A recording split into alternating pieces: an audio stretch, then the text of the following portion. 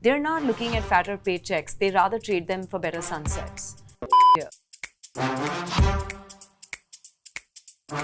These kids are just looking at picking up skills that are furthering their process of learning. Absolutely. They're not chasing degrees anymore like how we did, right? They're not chasing comforts and cushions either. Because, I was just reading a recent article in The Guardian which says that they're not looking at fatter paychecks. They rather trade them for better sunsets, right? And I thought that was such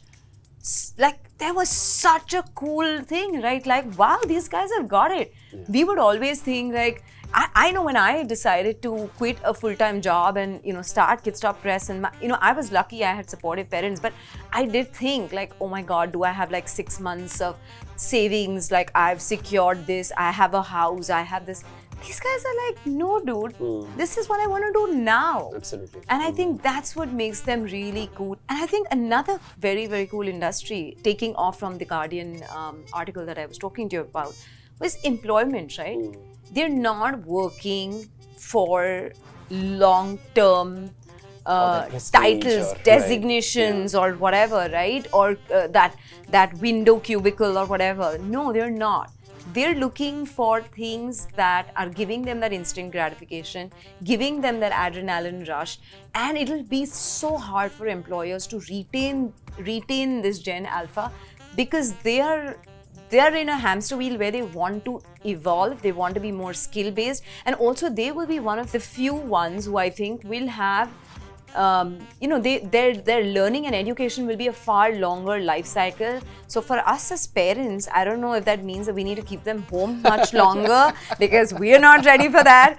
But I think it will be very, very critical for employers to figure out what are they going to do to retain these guys into the ecosystem. Because you're totally right that if you look at the workforce currently, the first thing we look at in any CV is the number of years that someone spent doing something.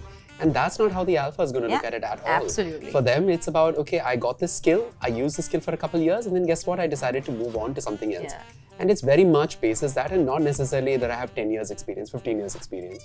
The other point I really liked about what you said is, it is definitely a question to the established educational institutions that are here. That the brick mortar, the hallowed gates of a IIM, IIT, Harvard, so on and so forth, might not really have that much of an appeal because they're just like, you know what? I can do the same thing that you are asking me to do by my own. Absolutely. And I'm not getting judged by that personally.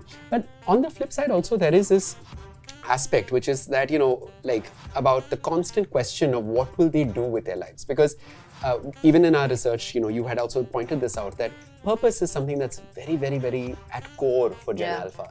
So if the workspace and their personal purpose is not going to align, that's going to be a problem. Absolutely. So speak about that a little bit in terms of their individual purpose or the society purpose that they kind of foresee. Yeah, so I'll take off of two things what we spoke of, Anand. One, I don't think they have resumes anymore. Yeah, true. Okay, so let's not go there because the other day I was chatting with my daughter and I said, listen, you need to, put this down, you need to document it. She's like, dude, it's on Instagram. Why do I need to document it anywhere else? Very and I'm like, very interesting. Okay. And then she was like, and then, talking of the bit of purpose and, aligning that again. They're not, like I said, they're chasing skills, they're not chasing degrees. So Anand, for them, it's not about saying, I got in here, I got in there, I got in there. They're not looking for that security. So when you're saying purpose, aligning with, with what they really want to do, like I know, like just the other day I was asking my daughter, so what do you want to be when, what do you want to do? Like, Didi wants to do this and what do you want? She's like, so we just came back from Ladakh and, she saw these little monks out there and they were kind of learning and they were doing, like literally, it was like a 3 Idiots deja vu moment for me where my daughter's like, you know what, but she loves reading, she's an avid reader. She's like, I'm going to set up the world's best library in Ladakh because children need to have education and, I love reading, so I will run a bookstore in a library in Ladakh and all these kids who don't have books, they can read and then you guys can come in and I'll invite all my friends from all over the world and they'll come and my other one is simultaneously telling me, why do I even need to go to school? Like, why can't I just keep working? Because she just did an internship somewhere and I'm like, you know, in my heart, I'm so conflicted as a parent because yeah. I know, and I hope my daughter doesn't listen to this episode, but I'm so conflicted because I know they're saying the truth. Absolutely, yeah. So, to your point, they are going to follow their passion and their purpose. And then I was somebody who did it. I gave up. I started entrepreneurship and I don't think people even knew how to spell it. Or, you know, like this whole startup, like, oh, it's so cool and hip. Like, oh, dude, you know, be in my place and you know how cool it is, right? But if I've broken the norms, why am I asking these kids to not follow their heart, right? So I think 100%, they're very clear with what they want. They don't feel shy about saying it out loud and clear.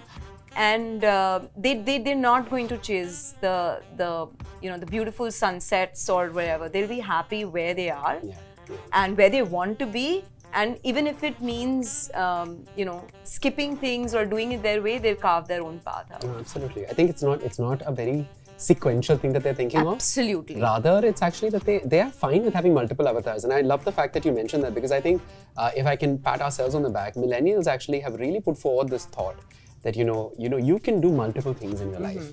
And I think we carry a little bit of baggage from like the previous generation, which is to say that, you know, up until I am stable, I won't put on all these different avatars. Yeah.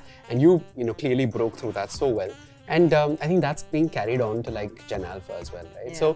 So let me tell me one thing. I mean, there are the parenting, there is both the good aspects and then the bad aspects of rearing a child, right? So what are some things that you think that as millennial parents, you know, are some of our bad habits that are possibly going to Gen Alpha, if there are any? Yeah. So one, I don't think there is anything bad about parenting because We're the best. See, it's a path you choose, right? Yeah. If you've chosen it, then there's no bad. Right. But I think the only bit without stretching it too long and simply, you know, sharing this very simply is just because we don't get it, it's not wrong. For parenting tips, celebrity interviews, recipes, conversations with experts, DIYs, and lots more. Subscribe to Kids Talk Press now.